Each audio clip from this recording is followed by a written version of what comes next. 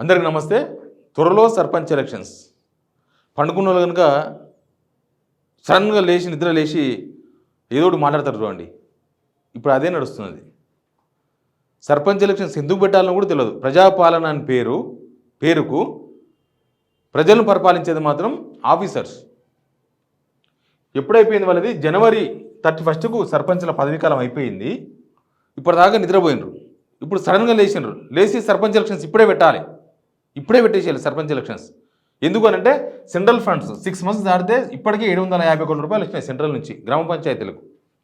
సర్పంచులు local bodies ఉంటేనే అవి ఖర్చు పెట్టడానికి వస్తుంది. ఇది సెంట్రల్ షేర్, తర్వాత స్టేట్ నుంచి కూడా షేర్ వేసి ఖర్చు పెట్టాలి. అప్పుడు గ్రామ పంచాయతీలో డబ్బులు వస్తాయి, గ్రామాలలో రోడ్లు నీట్గా ఉంటాయి, గ్రామాలలో మోరీలు నీట్గా ఉంటాయి, ప్లస్ మెయింటెనెన్స్ వాళ్ళ జీతాలు, పంచాయతీ కార్మికుల జీతాలు వెళ్తాయి, ప్లస్ కొత్తగా ఏమన్నా చిన్నవి కట్టుకోవాలంటే కూడా గ్రామ పంచాయతీ లెవెల్లో కట్టుకోవచ్చు. ట్రాక్టర్లు అవన్నీ కూడా దానిలో భాగమే. ట్రాక్టర్ల ఈఎంఐలు కూడా ప్రస్తుతం గ్రామ పంచాయతీలు కట్టలేని పరిస్థితులు ఉన్నాయి. ఎందుకనంటే ఈ 6 months స్పెషల్ ఆఫీసర్స్ పాలన దేనికోసం పెట్టినరు?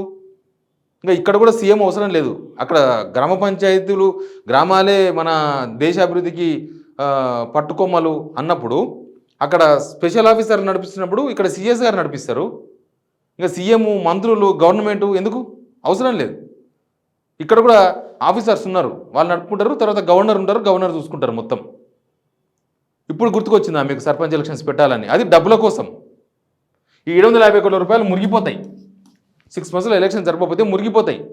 ఈ విషయం ఇన్నటిదాకా తెలియదా? ఇప్పటిదాకా జూలై 31 ఎక్స్పైర్, 6 months అయిపోతుంది. జూలై 31 అంటే ఎన్ని రోజులు ఉంది? ఇంకా 4 రోజులు ఉంది. ఇప్పుడు గుర్తుకొచ్చింది. అవగాహన లేకపోవడం, ఎక్స్పీరియన్స్ లేకపోవడం, పాలన మీద పట్టు రాకపోవడం, అసలు దేనికోసం ఏం జరుగుతుంది, అసలు ఈ గ్రామాల్లో సర్పంచ్లు ఎందుకుంటారు? సీఎం గారు అయితే జెడ్పీటీసీ నుంచి వచ్చిండ్రు. ప్రభుత్వంలో కొంతమంది సీనియర్ మంత్రులు ఉన్నారు, కానీ వాళ్ళు ఎవరు సీఎం గారికి ఏం చెప్తలేరు. ఎందుకంటే పోనీ ఎవరు బ్లేమ్ అయ్యేది? రేవంత్ రెడ్డే కదా, మాకేం సంబంధం?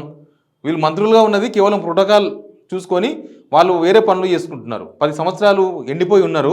ఇప్పుడు వాళ్ళంతా వేరే పనులలో బిజీగా ఉన్నారు. పాలన లేదు, పట్టు లేదు, ఏమీ లేదు. మీకు ఓట్లేసింది గ్రామీణ ప్రాంత ప్రజలు కాదా?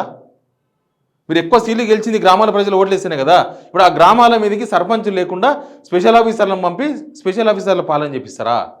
ఇప్పుడు ఈ 750 కోట్లు మురిగిపోతాయి. సెంట్రల్ పైసలు పోతాయని చెప్పి తడుక్కున లేచి ఇప్పుడు సర్పంచ్ ఎలక్షన్ ఇప్పుడే పెట్టాలి. సర్పంచ్ ఎలక్షన్ ఇప్పుడు పెట్టవచ్చు. జనవరి 31న వాళ్ళ టైం అయిపోయినాక నెలకో 2 నెలలు కూడా పెట్టవచ్చు. కానీ పెట్టలే. లోక్సభ ఎలక్షన్ వచ్చింది. అంతలా లోక్సభ ఎలక్షన్ రిజల్ట్ చూసిన తర్వాత మైండ్ బ్లాక్ అయింది వీళ్ళకి. లోక్సభలో 8 సీట్లే వచ్చినాయి, 14 సీట్లు వస్తాయనుకుంటే 6 గ్యారెంటీలు ఒక్క స్కీమ్ అమలు చేయలేదు. ఇప్పుడు కనుక ఊర్లకు పోయి ఓటేయమంటే వాళ్ళు తంతారు ఎంబడబడి. కాబట్టి స్కీమ్ అమలు చేయలేదు కాబట్టి ఇప్పుడు ఈ పట్లొద్దు, తర్వాత చూసుకుందామని చెప్పి దానికి ఒక కొండి పెట్టినరు. ఏం కొండి పెట్టినరు అంటే రిజర్వేషన్, బీసీ రిజర్వేషన్ చేస్తామన్నది ఎప్పుడు? మీరు అధికారంలోకి వచ్చిన తర్వాత 6 monthsలో వేస్తామని చెప్పినారు. మీరు అధికారంలోకి వచ్చి 8 months అవుతుంది. మరి 6 monthsలో ఎందుకు చేయలేదు? బీసీ రిజర్వేషన్ చేయాల్సిందే. మీరు బీసీలు మొత్తం టోటల్ గ్రామ పంచాయతీలు 12,760 ఉన్నాయి తెలంగాణలో. బీసీలకు 42% రిజర్వేషన్ ఇస్తామని మీరు కామారెడ్డిలో చెప్పిన బీసీ డిక్లరేషన్లో చెప్పినారు. అంటే 5,362 గ్రామ పంచాయతీలకు బీసీ బిడ్డలు సర్పంచులు కావాలి ఈ లెక్క ప్రకారం. ఏమైంది ఇప్పుడు? మరి ఇప్పటిదాకా ఏం ప్రాసెస్ అయింది?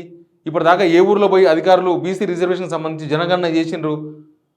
ఏ ఊర్లు బీసీలకు కేటాయించాలి, ఏ ఊర్లో బీసీ సర్పంచ్లు ఉండాలనే విషయాన్ని తేల్చిండ్రా? తేల్చలేదు. ఇది తేల్చడానికి 6 months పడుతుంది, అవసరమైతే 1 year కూడా పడుతుంది. మరి ఇప్పుడు సర్పంచ్ ఎలక్షన్స్ ఎట్లా పెట్టాలి? వాళ్ళు బీసీ డిక్లరేషన్లో ఏం చెప్పిన చూడండి. బీసీ డిక్లరేషన్ ముఖ్యాంశాలు ఏంటివి? రాష్ట్రంలో జనాభా ప్రాతిపదికన బీసీ రిజర్వేషన్ల పెంపు. ఇక జనాభా దామాషాన్ అంటే మళ్ళీ 55% 60% బీసీలకు రిజర్వేషన్ కల్పించాలి. సర్పంచులు 60% గ్రామ పంచాయతీలకు బీసీలు సర్పంచులు కావాలి. వీళ్ళు 42% చేస్తామని చెప్పినారు. స్థానిక సంస్థల్లో బీసీలకు 42% రిజర్వేషన్ అన్నారు. అందుకే ఆ ఫిగర్ చెప్పిన 42% అన్న చేస్తారని.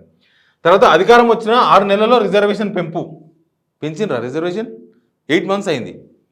తర్వాత 10 జిల్లా కేంద్రంలో 50 కోట్లతో బీసీ భవన్ ఎప్పుడు చేస్తారో తెలియదు. ప్రతి మండలానికి బీసీ గురుకులం ఏర్పాటు తెలియదు. స్థానిక సంస్థల్లో బీసీ రిజర్వేషన్ పెంపు. రిజర్వేషన్ల పెంపుతో కొత్తగా 23,973 మందికి పదవులు, ఎంపీటీసీలు, జెడ్పీటీసీలు, సర్పంచులు మొత్తం కలిపి. వీళ్ళు ఇప్పుడు సర్పంచ్ ఎలక్షన్ అంటున్నారు కాబట్టి నేను ఆ ఫిగర్ చెప్పిన. బీసీలకు సప్లాన్ తొలి అసెంబ్లీ సమావేశాల్లో తెస్తామని హామీ.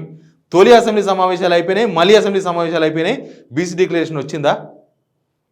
బీసీల అభివృద్ధిలో ఏటా 20,000 కోట్లు, 5 ఏళ్లలో 1,00,000 కోట్లు. అంటే ఈ సంవత్సరం 20,000 కోట్లు బీసీలకు కేటాయించాలి. కేటాయించినరా?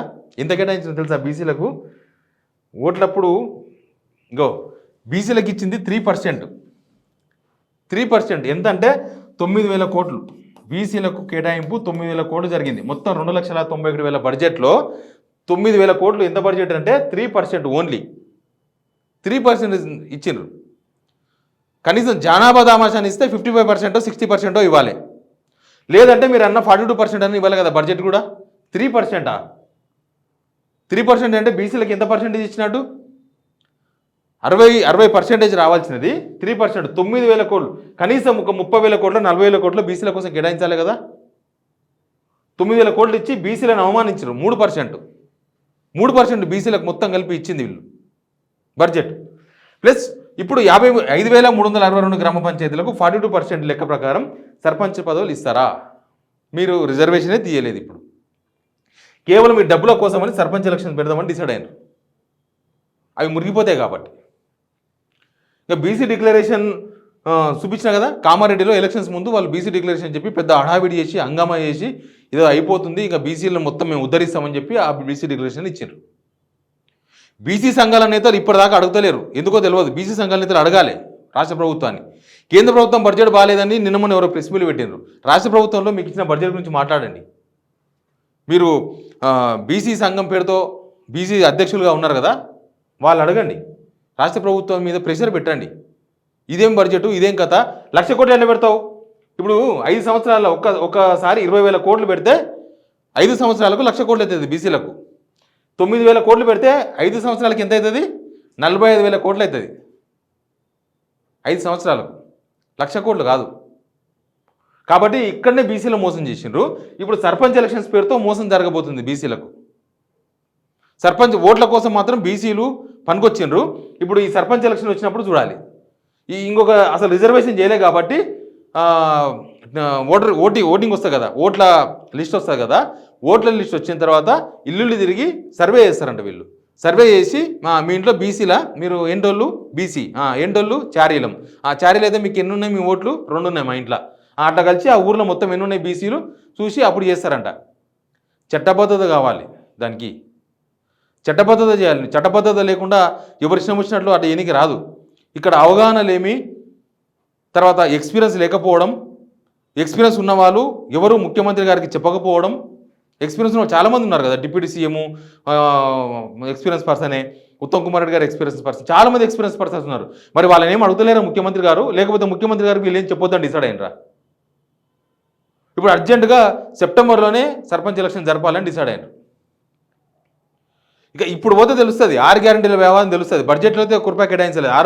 6 గ్యారెంటీలకు అన్ని కోతలే ఉన్నాయి. రుణమాఫీ కోతలే ఉన్నాయి, అన్ని కోతలే ఉన్నాయి. ఊర్లకు వస్తే తెలుస్తుంది, అది వేరే విషయం.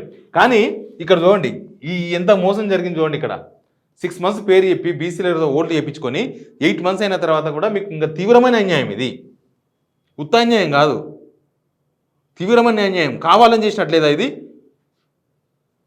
ఇప్పుడు ఆయన చేస్తలేడు, నేను చేస్తాను కదా మీరు అధికారం తీసుకున్నది. మీరు వచ్చినాక ఏం చేసినారు? గ్రామాలలో ఎక్కడ చెత్త అక్కడ పేరుకపోయింది. ఇప్పుడు గ్రామాలలో అభివృద్ధి లేదు. ఆఫీసర్ల పాలన ఎటువంటి చెప్పినా కదా, సీఎం అవసరం లేదు, మంత్రులు అవసరం లేదు, సీఎస్ చూసుకుంటారు ఈ పాలనకి. ఎందుకు వీళ్ళందరూ? వీళ్ళకు శాలరీస్ లక్షల శాలరీస్, ఒక్కొక్కరికి 4 లక్షల శాలరీలు. వాళ్ళు ఫ్లైట్లో ఢిల్లీకి 18 సార్లు పోతే దగ్గర 80 కోట్ల రూపాయలు ఖర్చు అయిందంట. వాళ్ళకి తిండి తిప్పలు మొత్తం మనం ఇచ్చే డబ్బులే. వాళ్ళు పెట్రోలు, వాళ్ళు కార్లో పోసే డీజిల్ మొత్తం మన డబ్బులే. ఇవన్నీ ఎందుకు వేస్ట్ కాదు? సీఎస్ చూసుకుంటారు, గవర్నర్ చూసుకుంటారు. వదిలేసేయండి గవర్నమెంట్ని. స్పెషల్ ఆఫీసర్ల పాలన ఎన్నికే, దానికి ప్రజాపాలన అని పేరు ఎందుకు పెట్టాలి? ఆఫీసర్ల పాలన అని పెట్టుకుంటారు, మంచిగా ఉంటుంది, బాగుంటుంది. ఇది మొత్తానికైతే బీసీల నెత్తిన చెడగోపం పెట్టేందుకు ప్రభుత్వం సిద్ధమైంది. బడ్జెట్లో అన్యాయం చేసింది. ఇప్పుడు సర్పంచ్ ఎలక్షన్స్కి వచ్చినాయి. సర్పంచ్ ఎలక్షన్స్ ఇప్పుడు చేసి అన్యాయం చేయాలని చూస్తున్నారు. ఏంటంటే ఈ పైసలు కావాలి కాబట్టి చేస్తున్నారు. ఇప్పుడు ఈ సర్పంచ్ ఎలక్షన్స్ పేరుతో ఇంకొక మోసం జరగబోతుంది. నేను ఇంకొక వీడియోలో చెప్తా అది ఎట్లా మోసం ఉంటుంది. ఆ మోసం ప్రతి ఒక్కరికి, ఇంకా బీసీలే కాదు అన్ని వర్గాలకు మోసం అది. ఎట్లుంటుందో నేను ఇంకొక వీడియోలో చేస్తా. బట్ సర్పంచ్ ఎలక్షన్స్ పేరుతో బీసీలను ముంచనీకే సిద్ధమైంది ప్రభుత్వం. Be alert. Please subscribe Signal TV.